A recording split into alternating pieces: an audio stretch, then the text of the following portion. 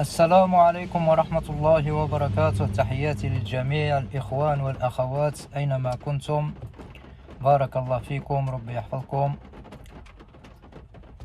الإخوان الأخوات، ما تنسوش أخوتكم في غزة من الدعاء، ما تنسوش المسلمين في كل مكان من الدعاء. اللهم انصر الإسلام والمسلمين في كل مكان. اللهم عليك بالصهاينة وأعوانهم أينما كانوا يا رب العالمين. اللهم دمر أهل الكفر، اللهم دمرهم تدميرا يا رب العالمين، وقطعهم تقطيعا يا رب يا ذا الجلال والإكرام. إخواني أخواتي، أطفال الكفار في المدارس وأطفال المؤمنين في الخيام، أطفال الكفار في صحة جيدة، وأطفال المؤمنين مقطع أجسامهم، أيديهم مقطعة.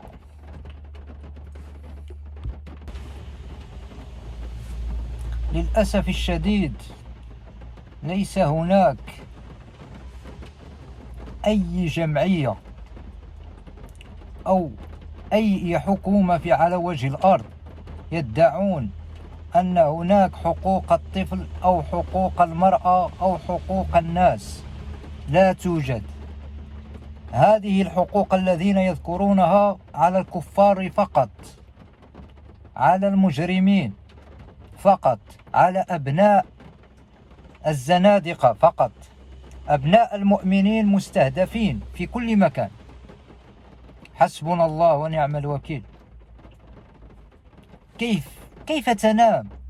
أنا لم أفهم كيف تنام وأنت ترى أبناء المسلمين يعذبون، وأبناء المسلمين أيديهم مقطعة وأرجلهم مقطعة. كيفاش كيعطيك القلب ديالك كتمشي لماكدونالد وتاكل صاحبي؟ كيفاش نتينا كيعطيك القلب ديالك كتمشي كتشرب ديك المناضة بأنه شركة كتعطي درهم من الصهاينة؟ واش عندكم شي عقل ولا ما كتكتبوهش يا صاحبي؟ شنو هادشي يا صاحبي؟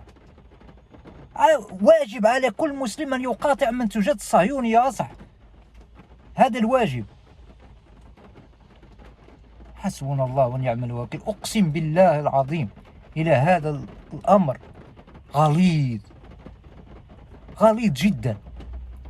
عندما تجد أبناء المسلمين يذهبون إلى ماكدونالد أو يذهبون إلى الشركة التي تعطي نسبة ولو قليلة للصهاينة حتى يقتلون أبناء فلسطين أو أبناء المسلمين في كل مكان.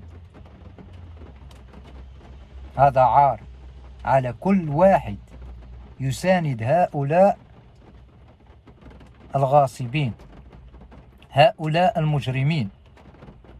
واجب عليك أنت كمسلم أن تقاطع منتوجات الصهيونية.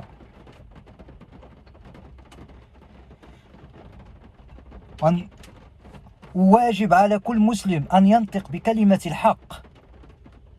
أي واحد يطلع يهدر في انستغرام، في فيسبوك، في كل شيء، أي واحد يهدر صاحبي، هدروا وصاحبي. وهذوك اللي عندهم الصفحات كبيرة وساكتين وخوفانين على الصفحات ديالهم، الله سبحانه وتعالى يحاسبكم. وهذوك اللي ما كيتفرجوش مرة كيقول لك لا قلبي حقا كيحرق وكذا، غتمتحن بولادك كما تدين تدان.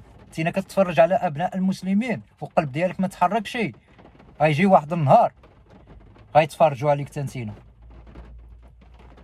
ما بالنسبة للحكومات العربية، لم تدخل في شعوب العربية. قلب الشعوب العربية كلها مع فلسطين، وقلب الحكومات العربية كلها مع الصهاينة. الله المستعان. اللهم انصر إخواننا في غزة وكن لهم عونا. اللهم انصر الإسلام والمسلمين في كل مكان، في كل مكان يا رب العالمين يا أكرم الأكرمين. ردوا بالكم، بارك الله فيكم وربي يحفظكم.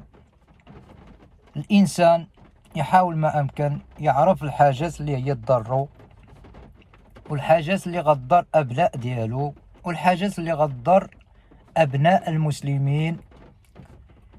وبارك الله فيكم وربي يحفظكم، وسمحونا أخوتي إلى خطينا في شي كلمة، وربي يجعلها في ميزان حسناتنا وفي ميزان حسنات كل مسلم. والسلام عليكم ورحمة الله وبركاته.